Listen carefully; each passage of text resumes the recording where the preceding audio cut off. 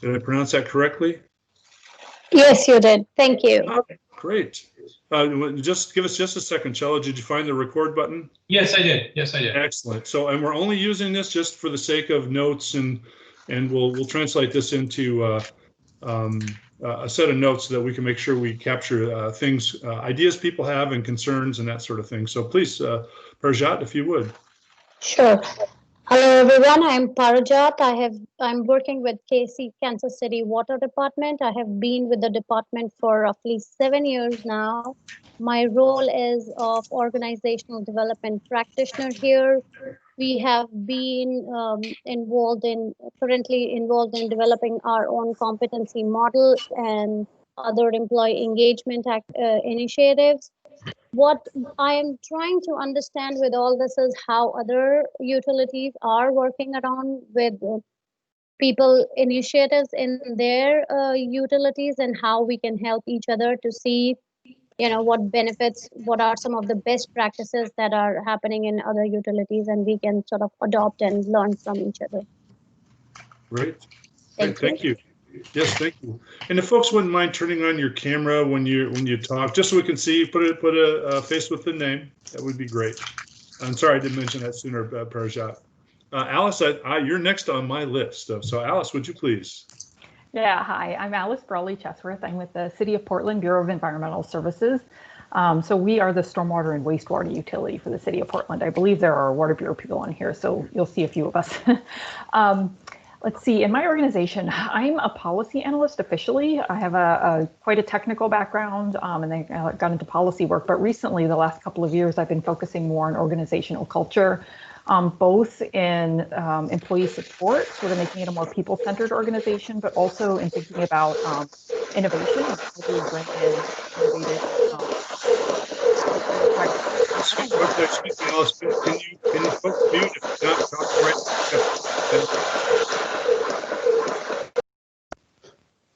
Okay. I think this is Bert. I just muted Parajat to reduce that. Sorry about that. But okay. Yeah. Much better. All right. So yeah, so I've been looking at helping with organizational culture within my organization. That's really ramped up during COVID. And I'm also a PhD student at Portland State, and I'm particularly studying the relationship between organizational culture, innovation, and like professions and how people think about expertise. Wow, great. Good for you, Alice. That's great. Alice and I know each other from work on other boards. So, and thank you for joining us. Yvonne Carney, would you go next, please? Hi, so I'm Yvonne Carney. I'm Director of Strategic Performance at WSSC Water. We're a water and wastewater utility in Maryland, just outside of Washington, D.C. And I'm interested in this topic because I, at WSSC, help to lead an organizational development team that's focused around the implementation of new technologies, and organizational development as a term is a relatively new term and focus area for the organization. So I think learning from others would be my main interest and participation. Just hearing that another utility has organizational development focused person who's on this team, that's really great. The other piece too that I work on is facilitating our employee culture survey. And so kind of also learning what other utilities do in that area and how they're able to incorporate and use and act upon those results if other utilities do that as well. Good deal. Thank you. Thank you, Yvonne. Next, I have Caroline Burka.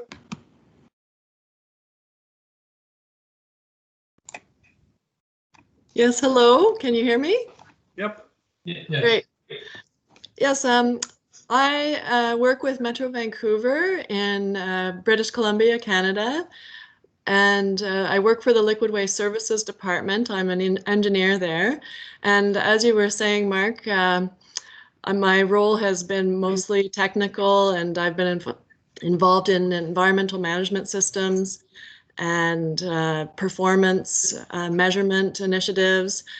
And because of my role, I've really noticed that relationship between the people and the culture. And if we're trying to drive continuous improvement and innovation initiatives, then we just can't do it without the right culture. And most of the time, whenever we have barriers, it's related to the culture. So what I'd like to get out of this is really learning from other people. Paul Cadota couldn't make it on the meeting today, but he is one of the co-leads of the culture topic.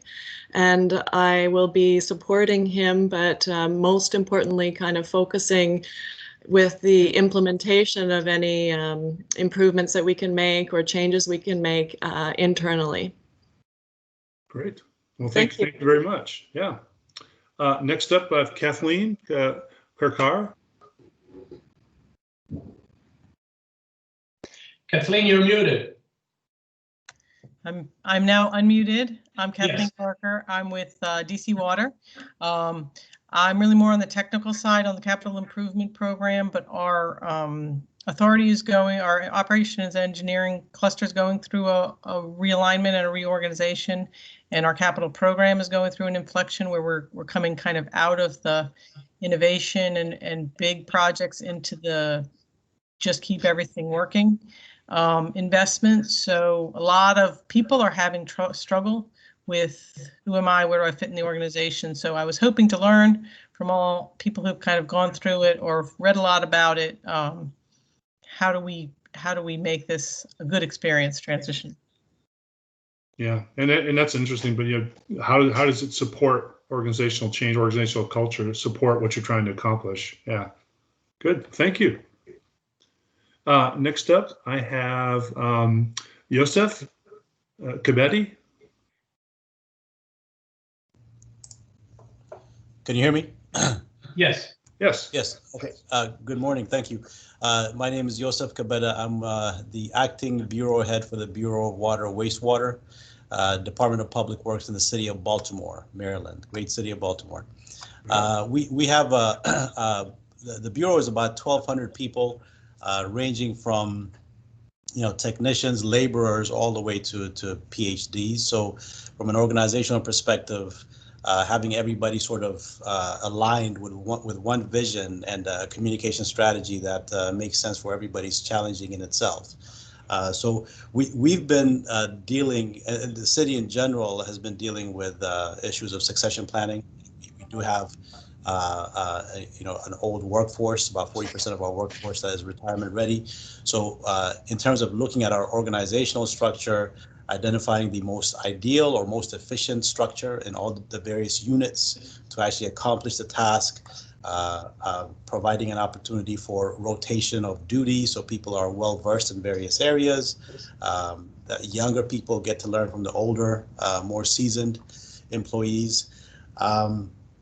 And then in general, and really this is the basic foundation, in my opinion, is morale, the morale of our employees. The higher the morale, the sense of belonging that the employees have, the better they'll be able to serve our customers. And really looking at the concept of servant leadership also within the organization. So just a lot of, just throwing out a lot of terms here as far as things that kind of swirl in my head about the organization as a whole. And I'm hoping that as we continue with this, there'll be other people of like mind who can sort of, that I can learn from and contribute for too. Great. Yeah, good goals. Thank you very much. Next up, I've got Lauren Shields. You're muted. Lauren, you're muted. I was trying to get the camera on. Well, there you are. Good morning. How's everybody today? Good. My name is Lauren Shields. I'm with Toho Water Authority. I'm new in the position. I have been technical my whole career as well in many different utilities. I've worked in sewer and gas, electric, telephone, and now water and sewer. So a little bit of everything. The organizational development leader position was newly formed in Toho to attempt to change the culture of an utility and get it into a more customer-centric based company. So I'm very excited about that. I'm excited to hear from everybody and learn of all of your experiences in this. And like I said, I'm very new into the position, so I'm just going to be sitting here absorbing as much as I possibly can from everybody. Fantastic. Well, welcome. Thank you. Next up is Maeve Mungi. Did I pronounce that right? Maybe you muted. Yeah, thank you. Hello, my name is Maeve Mongi. I'm the admin support for Metro Vancouver with Carolyn Burka and Paul Cadota's team. I'm here as a observer to assist the meeting as needed. Thanks. Great, thank you. Thanks for being here. Mr. Sweeney, you're up. Mike. Hey, Mark. Good morning, everybody. I'm Mike Sweeney. I'm with the Toho Water Authority. I work with Lauren, and I'm just pleased that she could make the call because she is very busy in herself in a transitional role to her new role as an organizational development leader. I'm a deputy executive director, so I get to the privilege of getting in around the organization in a variety of matters. Most specifically, I've been spending a lot of time in asset management, and a big part of my career has been involved with that. So, and with UAIM, the whole project, I've been involved since the inception. So I've been glad to see this all the way till now. It's an exciting time for the project because we've landed on probably the biggest challenge, people. And so I look forward to continuing this and working with Lauren and as we make our way through this. So thanks, Mark. Great, thank you, Mike. Mert. Muftugal, did I pronounce your last name correctly, Mert? Yeah, that's well, you know what? That's good. That's good, Mark. You did better than like 98% of the people. All right, thank you. So good morning, everyone. I am also very excited to start working on the people topics. I'm an engineer with the asset management branch of the Portland Water Bureau. And I've been here for about 1.5 years now, actually, so relatively new in the scheme of things. I had the opportunity to work with basically, multiple clients in my previous career as in the private consulting business. So that kind of gave me an appreciation of how much of a difference a workforce and a culture can make with the outcomes of a given, of a specific utility. Definitely over my career as I've also developed an appreciation for this side of the equation, if you will. For me specifically, I'm also part of the implementation team for our new enterprise asset management system. We are basically just now beginning to develop the workflows associated with our current and possible future practices. And I know how much of a change management challenge that is, and how big of a role culture can play into that, and really any initiative, may it be succession planning to manage all the upcoming retirements we have in the roster. So I guess with all that said, that kind of makes it personally really interesting for me as well. And I'm new here, but I don't think we have kind of like a dedicated organizational management or change management office. But with that said, I'm looking forward to finding ways to promote a positive culture from everybody else. And thank you. Great, thanks, Mert. Next on the list, I've got Frederick Ng. Did I pronounce it correctly? That's close enough, Mark. Thank you. Thank you. One of these days I'll buy a vowel so it'll make it a little easier for folks to pronounce it. Fred Ng, from Loudoun Water, so close to some of the folks here at DC and Baltimore. I'm relatively new to the organization. I'm at organizational development and a learning development manager. And I've been with Loudoun Water for about 6 months, actually new to the whole industry as a whole. Previously with private companies, with government contracting, doing also learning and development. And what I'm interested in is coming in, obviously also learning about Loudoun Water as well, the culture aspect, and of course as soon as I started, the COVID really hit hard, and was working from home at that point. Not to say that that hamstrung me just a little bit, from understanding the culture, but being able to at least use Teams to to be able to coordinate. Some of the key initiatives we are doing is some of it has been mentioned as well, succession planning, and really developing, learning programs, for the organization. We have adopted a competency model, so we're going to be rolling that out to the organization. So interested in joining this team and looking to see, how I can contribute and also to see other ideas that folks have as well. That's great. Thank you, Frederick. I think it's interesting that we've now had at least 2 or 3 people that have job titles that I'm not sure even existed 10 years ago, which to me is really exciting, like people actually working in organizational development. So that's quite exciting. Next on our list is Nina Love. Hi, Nina.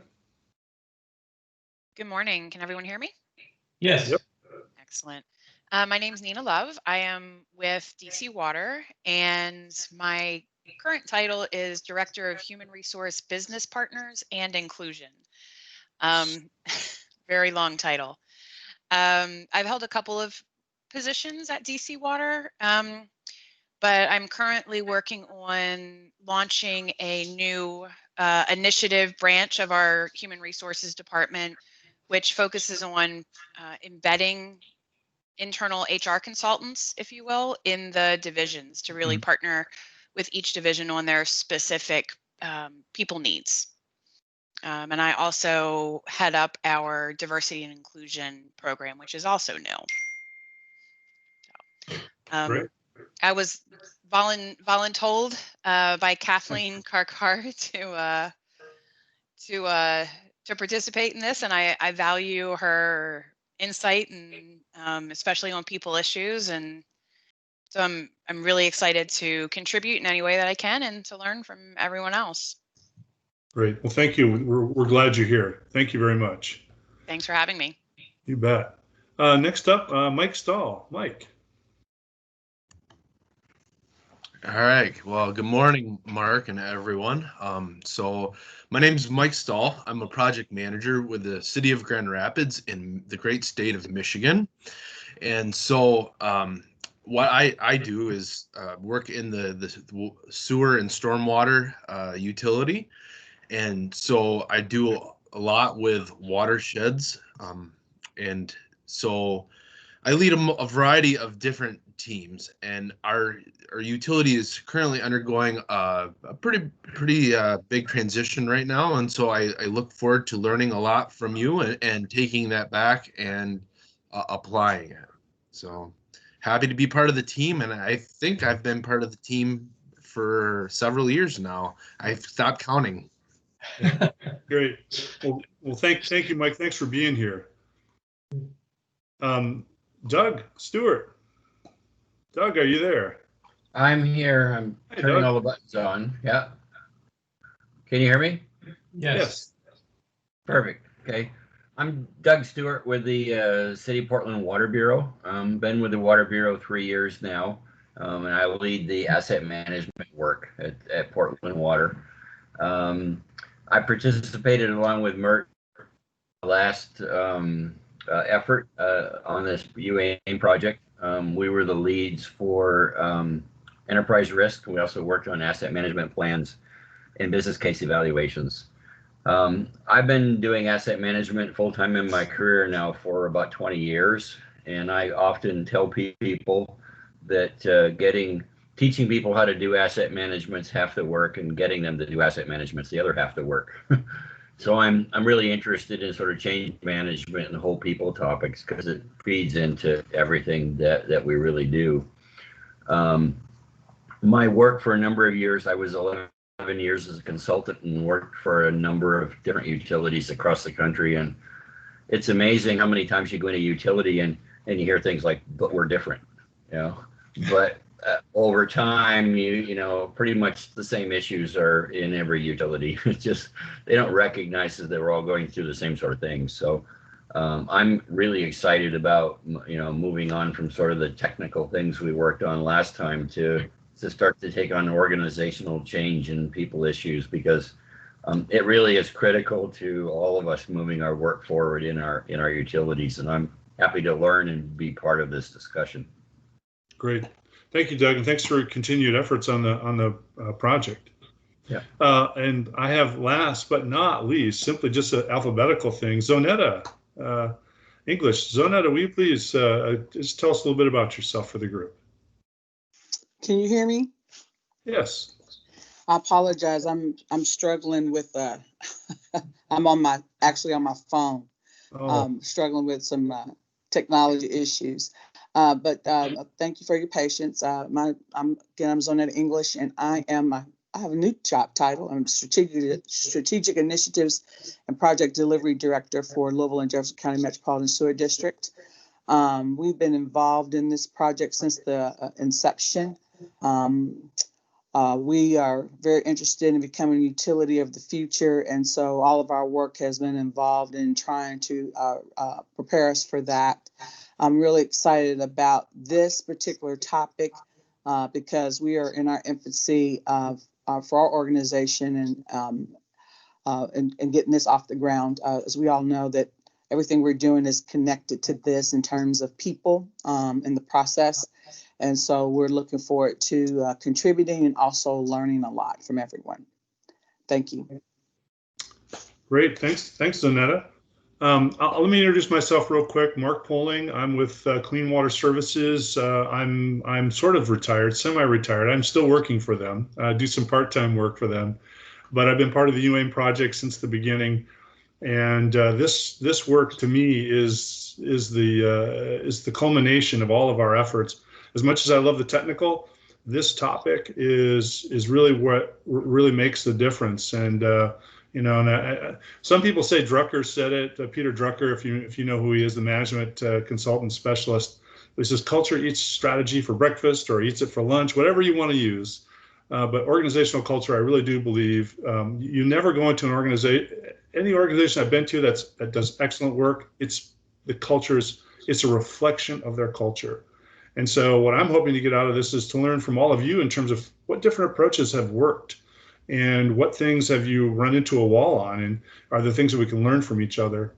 So I'm very excited to begin this. And Cello, I think everybody knows you, or maybe not, though we have some new people on the phone. Cello, why don't you please give us what you'd like to see from the project? Thank you. My name is Cello Itasovic, and I'm sort of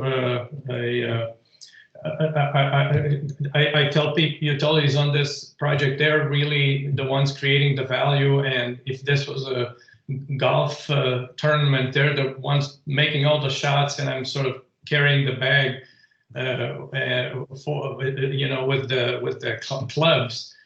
And I've been working in the wastewater mostly, most of my career, and the last 10 years or so in the water.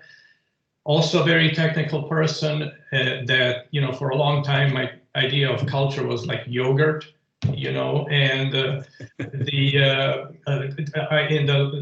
as I had to work on technical things, I realized that the barriers and the opportunities are really with the people. Yeah. So this is a challenge and a stretch for me, a learning opportunity.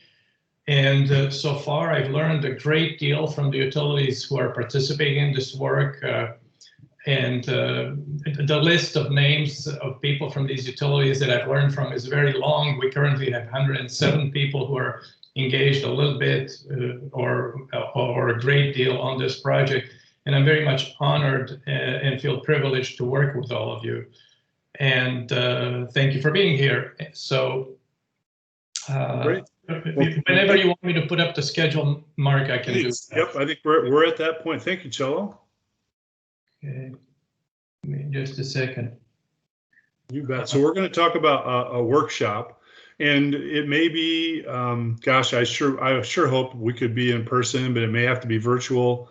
But we would like to pick get some dates out there, start getting it on people's calendar just to make sure we've got, yeah, it's probably going to be virtual. Let's probably just assume that for now, but if we could get some dates on the calendars for folks, at least get an idea of what might work, that would be a good idea. Do you mind if I jump in just a little bit, Mark? Please do, please do. In the past, traditionally, we've had workshops at WEFTEC a utility management conference and a mid-year in-person workshop that would be hosted by utility. Last September, one of those workshops was at Clean Water Services, and everybody had a wonderful time. There were about 40 representatives from utilities for a full week. It was great. This year is different. So we're thinking about reprogramming our approach to, instead of having like at the last utility management conference we had for 2 days, instead of having that kind of commitment, to break it into 2 or 3 hour targeted workshops that would be during a week, but would not take all day, would not involve travel, at least until COVID calms down. So the dates that are indicated in purple here are just proposals. They would be in like late October, which is, I mean, sometime in October after WEFTEC. It would be then probably in early January. I need to move that one. And also late March or early April. These are just approximate times. And it would, like Mark said, it would be beneficial to block, because we have a lot of people who have a lot of responsibilities, to block things ahead of time and also get some feedback today whether this format of having, let's say during a week, 4 days of 3 hour workshops at a convenient time, whether that would be a good idea or whatever people think. Sorry, I went too long, Mark. No, that's okay. So if you could, let's see, what's the best way to do? So we've got quite a few folks on the phone. So Chilla, why don't we follow up with a quick survey in terms of some potential times to block out, and then I can do that. Let me write that down. Another survey to get out here. Where's my pen? So we'll send something out to you all, and we'll try to find times when it would work best. And typically, you know, I know for folks in the Pacific time zone, I'll ask a question and see if it can work early as well. So I'll probably send out a doodle for this to folks to see what days work best in terms of what day or time frames work best for folks. Are there any comments or ideas that people have? This is Mark. So Mark, Cello, in general, I think, you know, Fridays may not be the best, right, at least for Doug and I. Otherwise, we can, you know, obviously comment on the rest on the doodle. Cello? Yes. Mike, I'm not sure when the utility management conference is in 21, but maybe it might be a hybrid of sorts. Might be something to keep in mind. Yeah, you know, when Mark and I and a few others talked about this, we really didn't know how to program or anticipate things beyond the next 4 or 5 months, right, Mark? Right. Right now, WEFTEC's going full virtual. It's up in the air, but if what we can do is tentatively block stuff based on what we know now. What we know now is that there's a virus out there. If things change, we'll just, you know, adapt. So it's a very good question, and we would love to, you know, everybody enjoyed these in-person things a lot, but it's in absence of that, you know, that's what we were thinking. Yeah, so we'll take a look at that. I think I would guess it's probably going to end up being virtual. Just I know my utility right now, we have a travel ban. Probably other utilities do as well. And I know a lot of travel budgets have been at least ours has been. Maybe I think others from other people I've talked to have been reduced. So, man, I would love to do something in person, but it's a good point, Mike. We can take a look at that time frame around the UMC. I think it's in early February this year. Any other comments on schedule?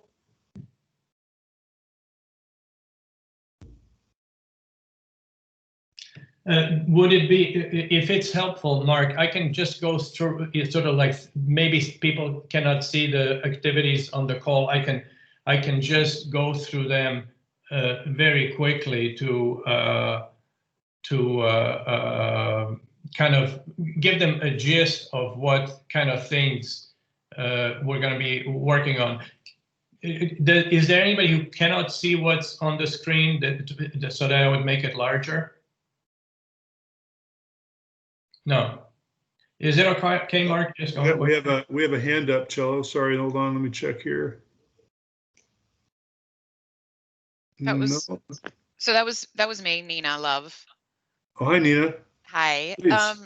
So just a question. I know we have almost 20 people on the call. I don't know if we'll be able to hit everyone.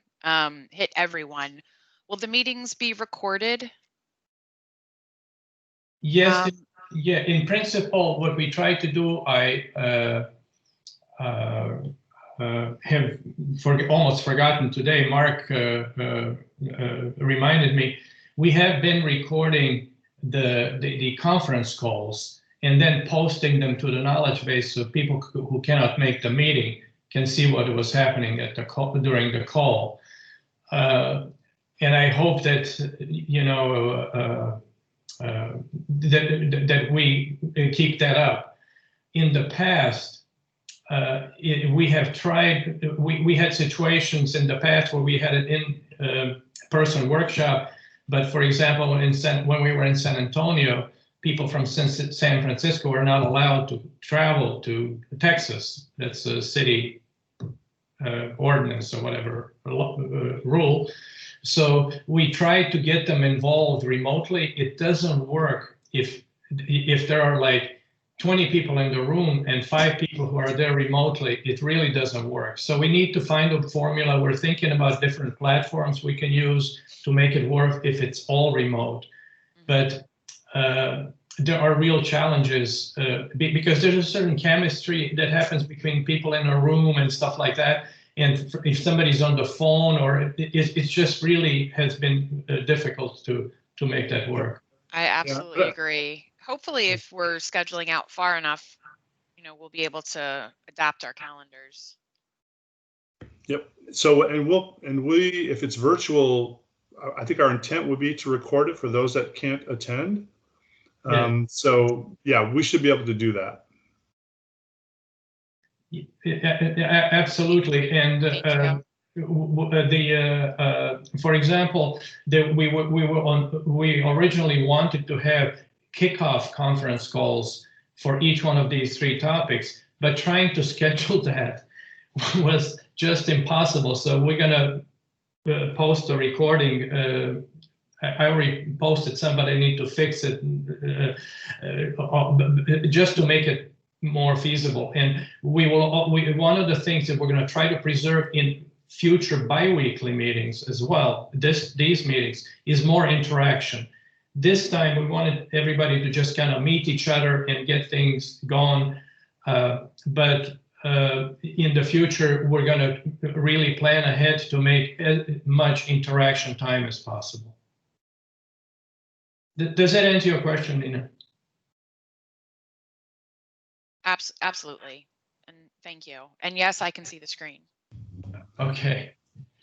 So just to go through things, essentially, we're going to first go through a literature review, and we have a number of artifacts that have been posted already to the knowledge base, and that basically were collected. I posted a bunch, and a couple of people also made contributions that would provide the basis for our literature search on each of the 3 topics. So there are things there for organizational culture, for workforce, and for change management. And we're looking for things that would allow us to identify assessment methods that work, whether it's in our industry or in outside of industry. How do we assess what the state of the culture is? And then if there are some maturity models that provide us a way to assess where an organization in the scale is on the scale, and the conceptual models that allow us to better understand. And at the end of all this, we'd like to prepare guidelines collaboratively prepared guidelines that could be used by utilities who are on the call and other utilities when they deal with these issues. And the idea is that it would be a living document that would then grow and get updated and improved as we go along. So the idea is not that we develop a document that then gets published and everybody sticks to it, but that we develop something that in the future we can update and have different contributions and appendices and case studies and so forth. So I'm going to stop and go back to Mark to see if maybe we want to get some feedback on this. Yeah, please, if we could, on the schedule. And on the approach. So when Shell says guidelines, the idea is that we're going to develop a toolbox, and this is the way I view it. We're developing a toolbox because we understand that not every tool is right for every organization. But the general approach, I think there's going to be commonality to the general approach. You assess your culture, you develop your desired, you have your desired traits that you want your culture to have, and then you look at how you can do the change management piece of it. And that, to me, at least, that's the broad strokes of it. And then how do you measure progress and those sorts of things? And I see us developing this toolkit to help us do that. And I'm really looking forward to learning to see what you all have used, what's been successful, what things, and frankly, and what things didn't work, right? Because we learn as much, if not more, from things that we tried and then maybe they didn't work. So that's our approach. And when we say literature review, it isn't necessarily just written material. There's going to be, I would assume that we'll have YouTube videos, we'll have TED Talks, those sorts of things as well as part of that broad lit review. That's great. And so what we would like to encourage every participant is we've established a space on OneDrive and in Microsoft Teams. And if you're not comfortable with some of these tools, you can just, let me know that you can post and say, there's an interesting article that I think we've used in our organization and it was good for us. There are some good ideas here. And also there is a folder on OneDrive for each of the utilities so that if you have some internal guidelines, internal documents, examples, whatever you're using right now, we found that it's very beneficial if people post this. In the previous last phase of the project, people posted over 130 such artifacts that included asset management plans, risk matrices, business case evaluation, business processes, and everything. And when this was shared, utilities could go and look it up, and it was highly valued and appreciated. So everything that you post will be used only by the people who are utilities who are also participating in the project. So for the next couple of weeks, during the next couple of weeks, if you could familiarize yourself with these, how Microsoft Teams, the collaboration portal works, where the files on OneDrive. If you need any help, let us know and we'll help that. And I'll just stop here and see if there are any comments and questions before Mark goes to open discussions.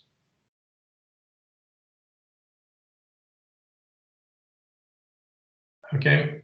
I don't see any raised hands, Shell. But what I would encourage you to do is go ahead and get into Teams and start using it and get comfortable with it so that you can feel good as we're doing the project. You can navigate around it and find the materials you're looking for. I think it makes it a lot less. If you're like me, it makes it a lot less frustrating if you can go to what you need to rather quickly. And we know that for a lot of folks, this is sort of extra work. You got your quote day job that you're working on, and this is extra work. So we do want to make this easy for you and make this something that you enjoy and you get something out of. So we have a raised hand. Please, yeah, and we have a couple. So I think we have. I don't know who raised it first. Mert and then Alice.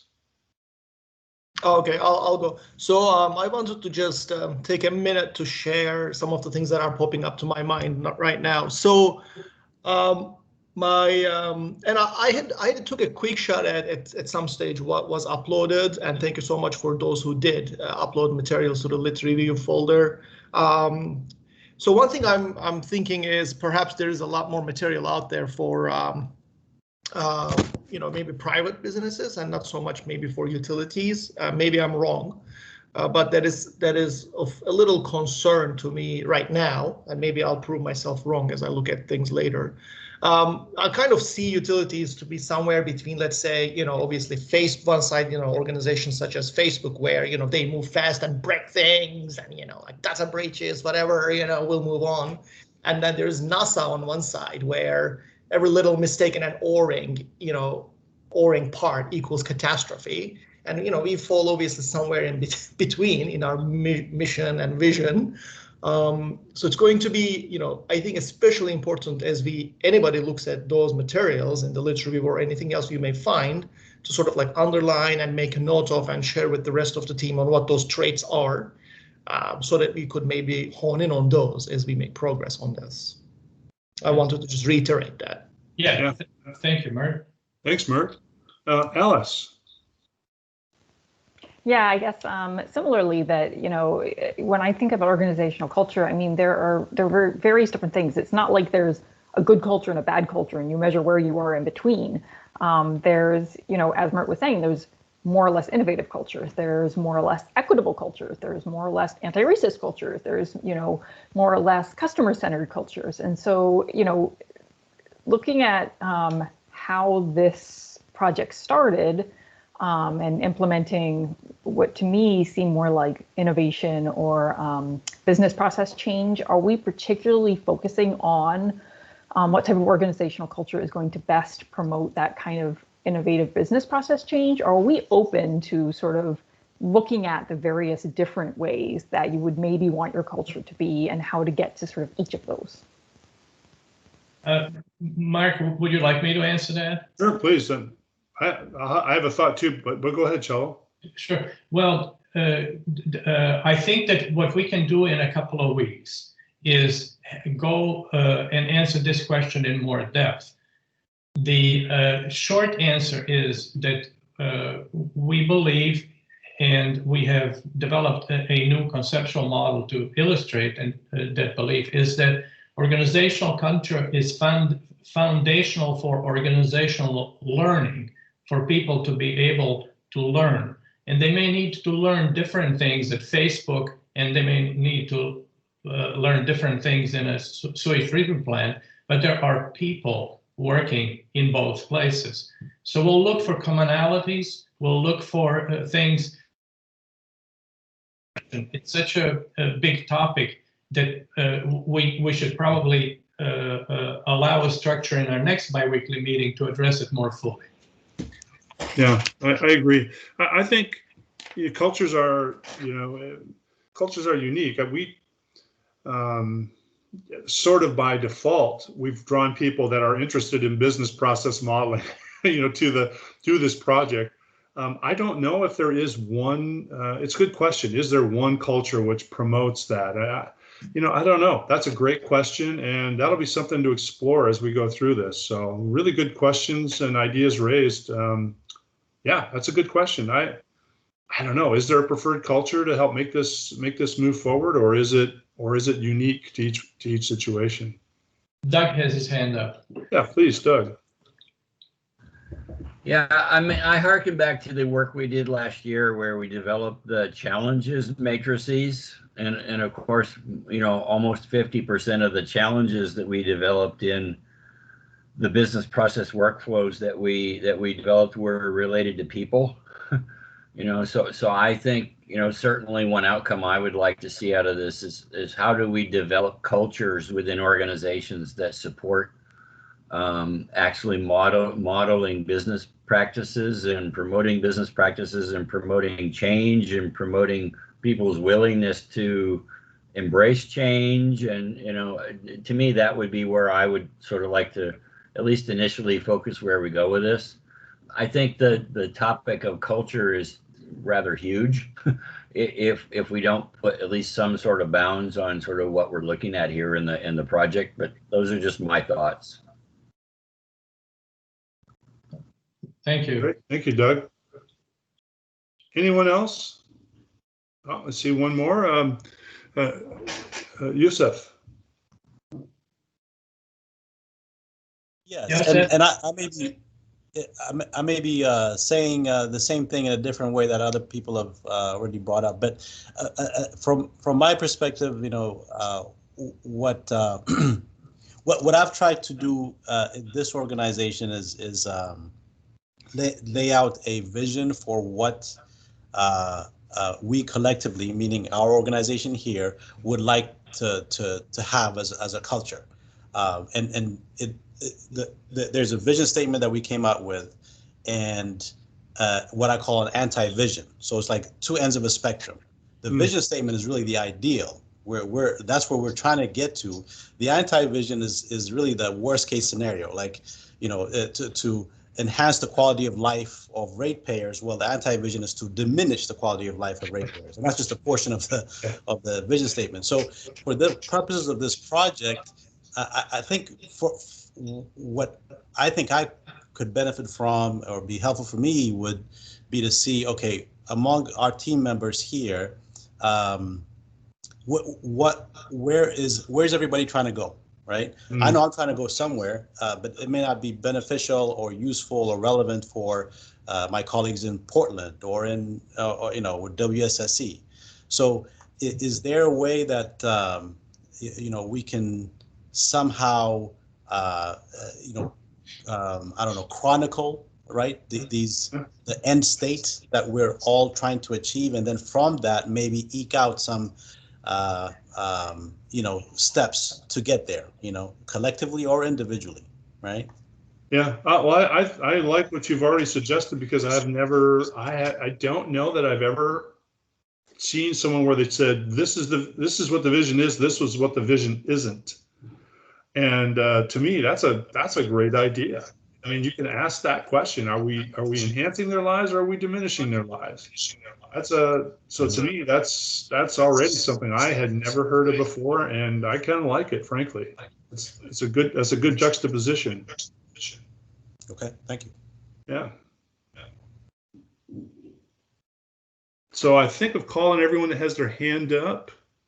Unless there was somebody that wanted to follow up, because there's still a couple up. I know it's hard. I forget to put my hand down too after I do that. But is there anyone else for today? Just a real quick thought, Mark. Please.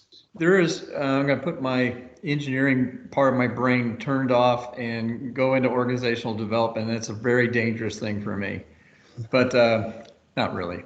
But there is something called appreciative inquiry. It's something that I actually had a chance to use in a client engagement years ago.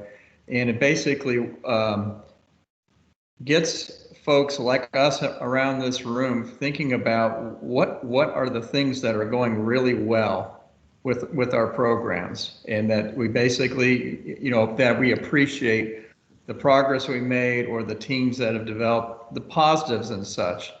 And that kind of supposedly turns on certain parts of your brain to think about visioning and, you know, where you're at, where you're aspiring to be. And it's very similar to a dichotomy that we were just talking about, what we don't want in a vision, but it's a different approach to that. It does not discard what Yosef said. It's maybe a different tack to perhaps consider into making sure that, you know, we're articulating, our organizations articulate more clearly where they're going and build upon their strengths that they already have.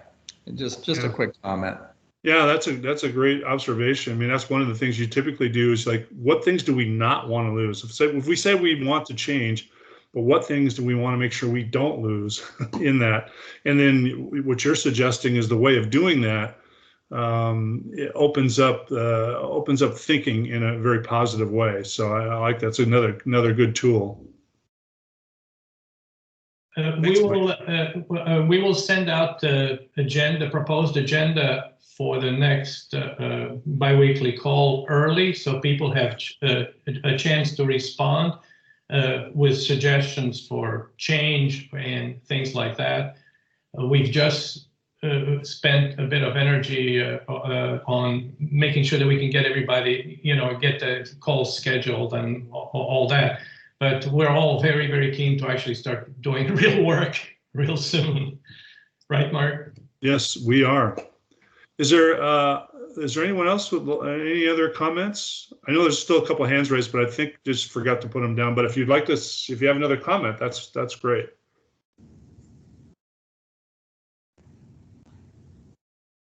All right. Well, hearing none, we will be back together. So don't forget to do your homework.